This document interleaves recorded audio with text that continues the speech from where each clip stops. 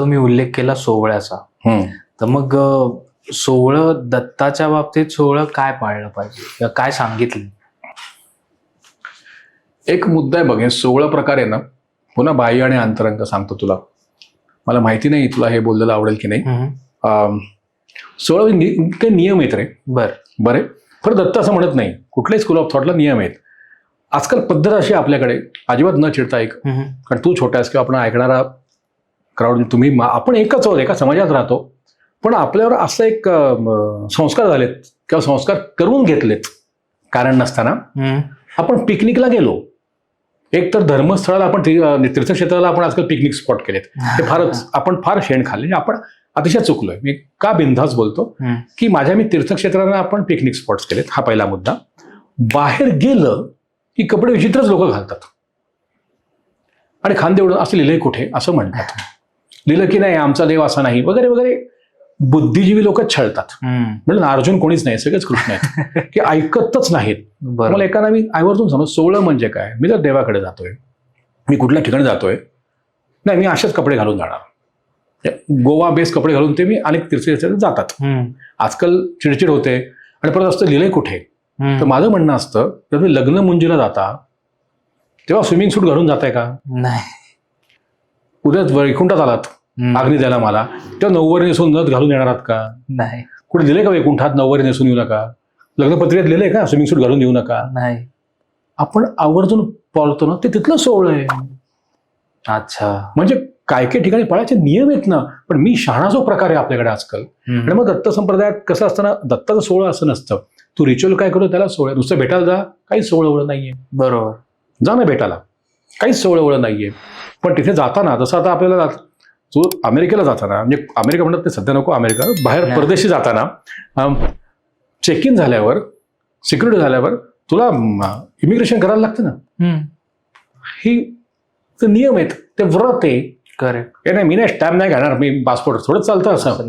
ते व्रत तिथे पाळतो की नाही, ते तिथलं सोहळं झालं. हे काही नियम आहेत. त्यामुळे फक्त तू दत्ताला भेटायला जा, कधीही जा, पण काही पूजा अर्चा करायच्या आहेत. परत पंचोपचार आहेत, 5 उपचार आहेत, काही षोडोपचार आहेत, 16 उपचार आहेत. काम्य म्हणजे काही कामना ठेवून जातोयस. की माझं म्हणणं, तर देवाला मला हे दे म्हणून जातोयस, तर देव म्हणेल माझं काहीतरी ऐक ना. तर तिथे माझं सोहळं येतं, प्रश्नच नाही. आणि माझं म्हणणं आहे, कधीच तुला देवाने फोन केलेला नाहीये मला भेटायला ये. एक्सेप्ट एकनाथ महाराज, कोणाच्या स्वप्नात ज्ञानेश्वर वगैरे आलेले नाहीयेत की मला भेटायला ये, मुळ्या टोचतायत वगैरे. तर जेव्हा मी आपणून जातोय त्याचे नियम पाळावेत. बरोबर. आपण जर पुढे नृसिंह सरस्वती, अर्थात श्रीपाद श्रीवल्लभ, लोकनाथ तीर्थ, टेंबे स्वामी, गोळी महाराज यांच्याकडे आपण बोललो, गुढी चरित्रावर बोललो, तर डेफिनेटली सोहळ्यावर आपण तेव्हा चर्चा नक्की करू. नक्की. पण रुटीन भेटायला जाताना, साधक म्हणून जाताना काही सोहळं नाही. बाबा मला भेटायचंय, मी आलो, हा उपचार करायचे. सर तू मला चहा दिलास, म्हणजे डिपडिप नाही गाळून, ते पण विज्ञान येणार आहे. त्यात पण सोहळं, आधी पाणी किती तापवा, मग साखर घाल का, यात घाल का, असं करतोच की आपण. बरोबर. तर हा जो प्रकार आहे हे लक्षात ठेवता, उपचार करायचे असले तर 16 प्रकार मध्ये येईल. पण दत्त प्रकार काय, जर ऊर्जा म्हटलं आणि आपापल्या ऊर्जेची पूजा आपण कशी करायची, तुझ्या ऊर्जेची पूजा तू करायची, माझ्या ऊर्जेची पूजा मी करायची, सांगणारा गुरु आहे हे म्हणाला की गोष्टी सोप्या होतात. वा वा. आता पुढे जाताना दत्त म्हणलं की आपल्याला, जसं तुम्ही म्हणलात की तीर्थक्षेत्र किंवा मग ठिकाणं, तर त्यात मेन ठिकाण येतं ते म्हणजे गिरनार. तर मग दत्त आणि गिरनार यांचं काय कनेक्शन आहे किंवा त्याची काय एक कथा म्हणूयात आपण, ती काय आहे? परत तोच मुद्दा आहे की गुहादेशे गुह्यदेशे असतं, जिथे त्याला खूप अवघड अशा ठिकाणी आपले दत्तगुरू बसलेले आहेत. ओके. दत्तगुरू पाहिले असतं त्यांचं वेगळे पण याच्यातच आहे की जसं तो गिरनार म्हटलास, एक स्थान महात्म्य असतं ना, तर असतंच ना. दत्तगुरू हा कन्सेप्ट आहे ना, ही ऊर्जा आहे, एका ठिकाणी नाहीये, एका भांड्यात एका स्थानापुरती नाहीये, आणि ते सर्वव्यापी आहेत.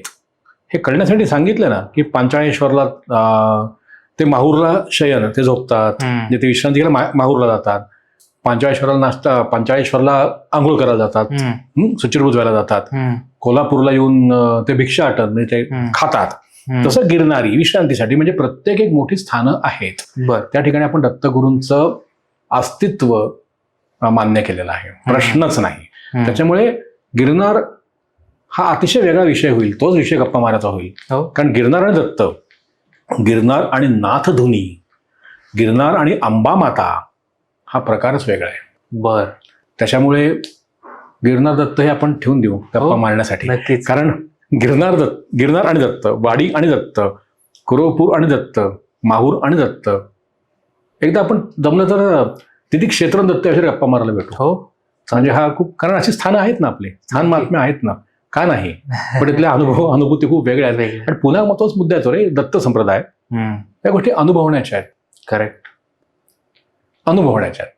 मला विचारशील वैयक्तिक तर कुमार गंधर्व, कुमारजी, लता दिदी आणि अभिषेकी बुवा यांचं ऐकलं की संपतं, मी रडायला लागतो. तू म्हणशील मला अ ब क आवडतात, म्हणजे ऍब्सोल्युटली फाईन. म्हणजे शेवटी या अनुभूती घ्यायचा जो प्रकार आहे, माऊलींचा अमृत अनुभव असेल, नाना माऊलींचं हे अख्खी उद्धव गीता असेल, अवधूत गीता असेल, अवधूत उपनिषद असेल, दत्त संप्रदाय असेल, या अनुभव घ्यायच्या गोष्टी आहेत. त्याच्यामुळे अनुभूती ज्यांची येते त्यांचं ऐकावं, आवडलं ऍक्सेप्ट करावं, नाही आवडलं नाकारू नये. म्हणजे असं मी तुला म्हणलं की मला असा अनुभव आला, तू म्हणशील राहुल दादा चांगली गोष्ट आहे, मला आला नाहीये. पण आपल्याकडे पद्धत काय, नाही का, नाहीच आहे असं नसतं. मे बी मी अजून मानसिक, शारीरिक, आध्यात्मिक तयार पण नसेल बरं का, समोर उभं पण असेल देव. तसं मी आपल्या गमतीत मगाशी आता आपण मे बी एनर्जीचं कंट्रोल करायला सांगतो की एनर्जी व्हायब्रेशन. आमच्या लहानपणी रेडिओ होता बेटा. बर. रेडिओ तुमच्या वेळेस तुम्ही आजकाल असंच ऐकता मोबाईलवर. रेडिओ असा एक डब्बा असायचा, ढाबा ढाबा ढाबा मारत होता त्याला. शॉर्टवेव्ह, मिडवेव्ह, आता FM बिफेम तुमच्याकडे. तर वेगळे बँडविड्थ म्हणतो. मी त्याला कायम गमतीत सांगतो की we are all born with one bandwidth. आपण जन्मलोय ना तेव्हा एका बँडविड्थ घेऊन जन्मलोय. जन्मताना तर पूर्वपुण्याई म्हण, सुकृत म्हण, मी फलज्योतिष मानणारा आहे, बर, मी पत्रिका मानणारा आहे, प्रचंड मी सनातनी आहे त्या बाबतीत. तर we are born with a bandwidth. आता जेव्हा मी पुणे स्टेशन लावतो आमच्या आश्याचा मिडवे, अरुण दाते गातात शुक्रतारा मंदवारम. तू म्हणशील नाही नाही मी मुंबई स्टेशन लावतो. मुंबई लावलं असलं, लता मंगेशकर गायला लागले. तू वीर भारती लाव, सोनू निगम गातोय, बरोबर आहे. तर जेव्हा तू लता दिदींचं गाणं ऐकतोयस तेव्हा या हवेत अरुण दाते आणि सोनू निगमचा आवाज नाहीये का? आहे ना. तसा देव आहे रे माझा. माझ्या या बँडविड्थला, माझ्या फ्रिक्वेन्सीला फक्त आता लताबाईचाच आवाज मी कॅच करतोय, कारण तीच फ्रिक्वेन्सी आता लावली. करेक्ट. पण जेव्हा तू दुसऱ्या फ्रिक्वेन्सी लावलीस तर सोनू ऐकू येईल, सोनूजी ऐकू येतील, दुसरी फ्रिक्वेन्सीला अरुण दाते ऐकू येतील. हा जो प्रकार होतो. मग बँडविड्थ कशी वाढवायची? बँडविड्थ ही आहार विहार, खाणं पिणं. कारण हे दिसणार आहे ना रे, दिसणाऱ्या गोष्टी 3 गुणांच्यात आहेत. राजस तामस सात्विक, तर त्याचे नियम पाळतील. व्यायाम करा, आहार करा, विहार करा, दॅट्स फाईन. आणि फ्रिक्वेन्सी कशी वाढवायची तर सॉफ्टवेअर म्हणतो त्याला मी. ती साधारण मार्गातनं वाढणार आहे. हा जो प्रकार येतो, मग ते प्राणायाम वगैरे प्रकार आले. म्हणून बँडविड्थ वाढवायला डॉक्टर आणि जिम मधले ट्रेनर चालतात, प्रश्नच नाही.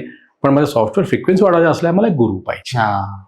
म्हणून हा जो प्रकार असा केला की ही ऊर्जा आहे आणि ही एनर्जी आहे, असं एकत्र आलं तर गोष्टी छान होऊ शकतात. आतापर्यंत जर तुम्ही पॉडकास्ट बघत असाल तर प्लीज कमेंट करा, म्हणजे आम्ही दादांसोबत मग गिरनार रिलेटेड आपण एक वेगळा पॉडकास्ट करूयात. आणि पण जास्त कमेंट्स आल्या तर मग आपण तशा पद्धतीने करूया, म्हणजे लोक कमेंट करतील. लोकांसाठीच असतं आणि लोकांसाठीच करायचं असतं. करेक्ट. आनंदासाठी आपण गप्पा कुठेही मारू शकतो.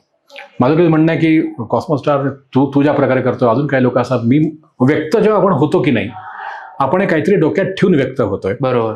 तर व्यक्त होताना व्यवहार व्यवसाय हा वेगळा मुद्दा आहे, पण काही गोष्टी लोकांपर्यंत पोचाव्यात हे पोट तिडकीने वाटून व्यक्त होतोय. पण डेफिनेटली लोकांसाठी म्हणून केलेला प्रकार असल्यामुळे लोकांशी मी गमतीने म्हणलं, इथेच दत्ताच्या या पॉडकास्टशी काही संबंधित माझं एक वाक्य नाही, पण मी स्टेज शो मध्ये पण कायम सांगतो, मला राजाश्री नको अरे, तू पण राजाश्री घेऊ नकोस, तुझा खूप चमू चांगला आहे. संघ तुमचा चमू म्हणतो, संघ म्हटलं की उगीच वेगळा हॅशटॅग येता येईल. एक चमू चांगला, तुम्ही टीम चांगली. आता राजाश्रय घेतलास ना, एकदा बॅनर मिळतो. एक गुप्त सम्राट एका कालिदासाला पगार दिल रे, साऱ्या भाषेत बोलतोय मी, म्हणजे ही विल पे एक कालिदास. शिवरायांच्या, संभूराजांच्या पदरी एक कविभूषण, कवी कलश असतील, फाईन. ते एक राजा एका अष्टप्रधानात किती एका लेवलची लोक ठेवणार आहेत तो, बरोबर आहे.